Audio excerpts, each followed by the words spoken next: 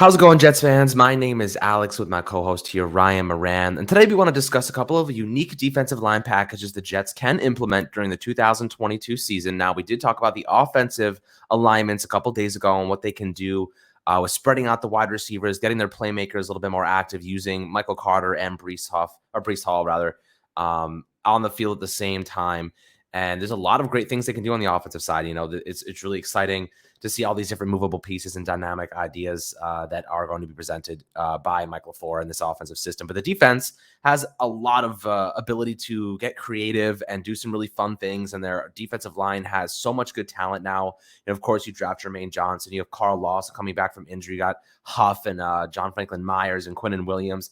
Just an embarrassment of riches if you're looking at it from a pure on-paper standpoint. But we kind of want to talk about and break down some defensive alignments that could help this defense take a step forward and, keep guys fresh, but also make sure the pass rushers are being utilized adequately. But Ryan, before we dive into this interesting segment, how are you doing today, my friend?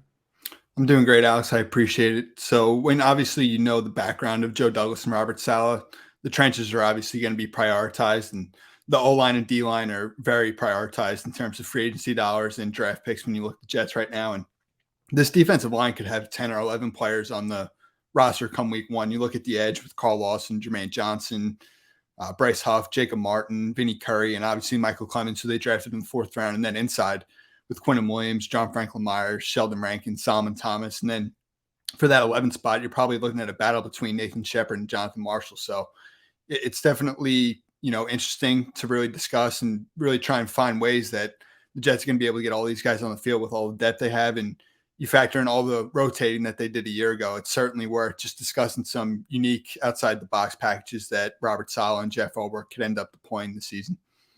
Yeah, so what do you think is the first, the one they're going to rely on the most? What is the order, those four guys in the trenches that you're like, this is going to be our every down type of lineup that, given everyone's healthy and not fatigued, who would you kind of prefer to see? For sure. So I think the top four, it's pretty self-explanatory when you look at, who the top guys are. At the edge, I think you're looking at Carl Lawson and Jermaine Johnson. And then on the inside, you're looking at Quinnen Williams and John Franklin Myers. Now, I think this is primarily a package you want to get after the quarterback. I don't necessarily know that this is the most ideal run defense, and which is obviously what I'm going to get into next year. And I think, you want to play a little bit bigger against the run. I think the main concern right now for the Jets is who is that Foley Fatukasi replacement. The Jets have had so many players at that position. When you look at Steve McClendon, Damon Harrison, Foley, for a long time, the Jets have had players at that 0-1 tech position there. And, right now, I think the battle you're looking at is probably, like I said, between Nathan Shepard and Jonathan Marshall. So one of those guys against the run with either Quinnen Williams and then on the outside, John Franklin Myers and Jermaine Johnson, with JJ being one of the better edge defenders against the run than the pass. And, the size and physicality that both him and JFM can play with. So I think on first and second down and obvious running situations, that's probably, the grouping you're going to see out there. And, really from there, you have some unique pass rush, depth that we're also going to touch up on here. And I think this run defense is, got to really prove itself. We spoke on it this week with the linebacker position and also up front, replacing Foley there at the 0-1 tech. So it's going to be interesting to see, if it's Marshall, if it's Nathan. Obviously, Shepard's been with the team for like 5 years now, and Marshall was someone they just drafted last year who athletically, this is in like the 99th percentile. So it's going to be interesting to see really who ends up taking that spot there to play the run. Yeah, those interior guys, you're really relying on Quinnen to step up and have a really good season. Of course, it's a pass rusher as well. But the edge setters, Jermaine Johnson, at the very least, is going to provide a great edge setter in the run game. Maybe he'll take some time to develop. He's a little bit raw as a pass rusher, but he's got good size, right? They're looking at a guy who is 6'5", 260 pounds. And what I like the most about Jermaine Johnson is that he plays an unbelievable amount of snaps. Last year, he played the 10th most snaps of any edge rusher in the country, and he played 61 snaps per game on average. The guy's an Iron Man, really, really good lower half. He's unbelievable bend for a guy of his size. He can set a hard edge in the running game, and like that's what you're going to want from him on day one, right? Like you're expecting Carl Lawson to be that main primary edge rusher, but Jermaine Johnson, man, like he's a beast. Like he is a great run defender, a little bit older, which is why he slipped in the draft, but as a pass rusher, he's more than capable. Getting that first like opportunity to be a starter last year for the Seminoles, absolutely crushed, right? He finished with 14 sacks, 9 tackles for a loss. He played 415 pass rush snaps and 313 run defense snaps, 736 in total.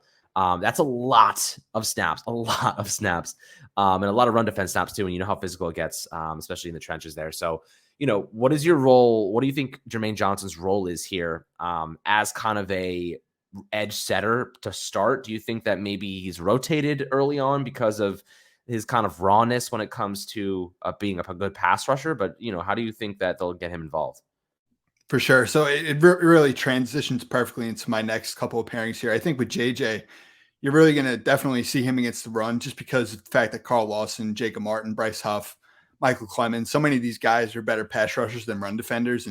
But I think that's part of the reason you're still going to see JFM on first and second downs really playing on the outside. They need that size, that physicality. They need guys who can play against the run. And I think JJ is still going to get pass rushing opportunities on third down, 2-minute situations. You can never have enough depth. You can never have enough athleticism, speed. He obviously brings a little bit more size compared to Lawson, Jacob Martin, Bryce Huff. So I think you're really going to see JJ definitely against the run. And, he'll be a part of the rotation as a pass rusher, no doubt. And really that next group I wanted to talk about is just a NASCAR type of front. You talk about all the speed that the Jets have up front and really trying to throw offenses off, a NASCAR front with 4 edge defenders lined up across the front. I think you can see Jacob Martin and Bryce Huff on the outside. You look at 2 guys who really specialize just with their low build to the ground, their bend, their speed.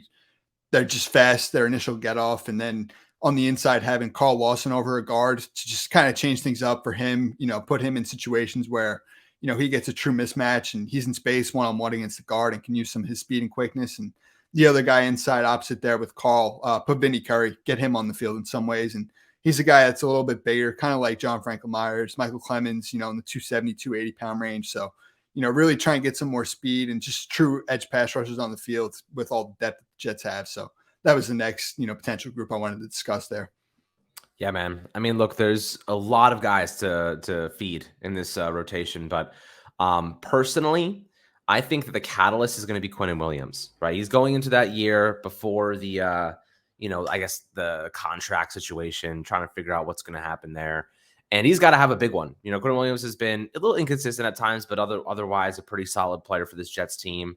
I think we expect a little bit more from him going into this 4th season, right? Is he on his 5th year option now, or how? His 5th year option's next year.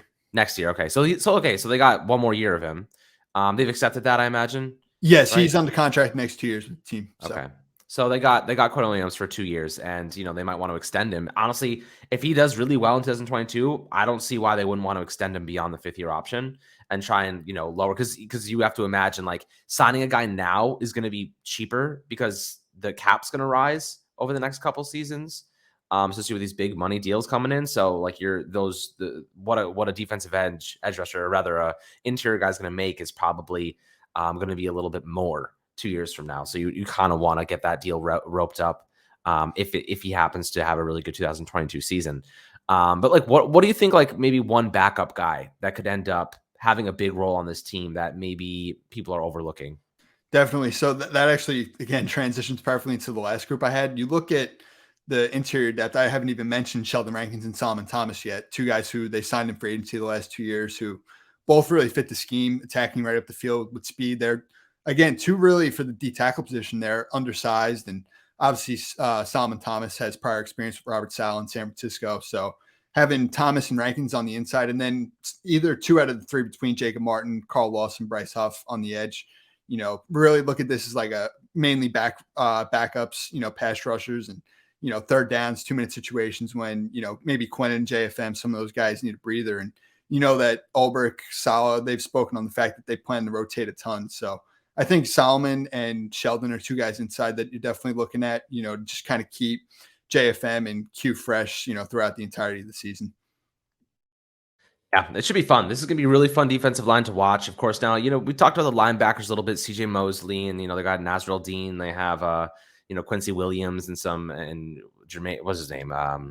Jamie and Sherwood. Jamie and Sherwood. Yeah, I always forget his name, but some good talent there that, will be fun to watch the position battle as training camp unfolds. Definitely things are going to be ramping up over the next couple of weeks. So we got you guys covered on all the different ideas and topics and, updates from training camp. It'll be super fun. And I know we're looking forward to it very much so. So guys, hope you enjoyed this video of Fireside Jets. Make sure to like and subscribe as always, and we'll catch you guys on the next episode.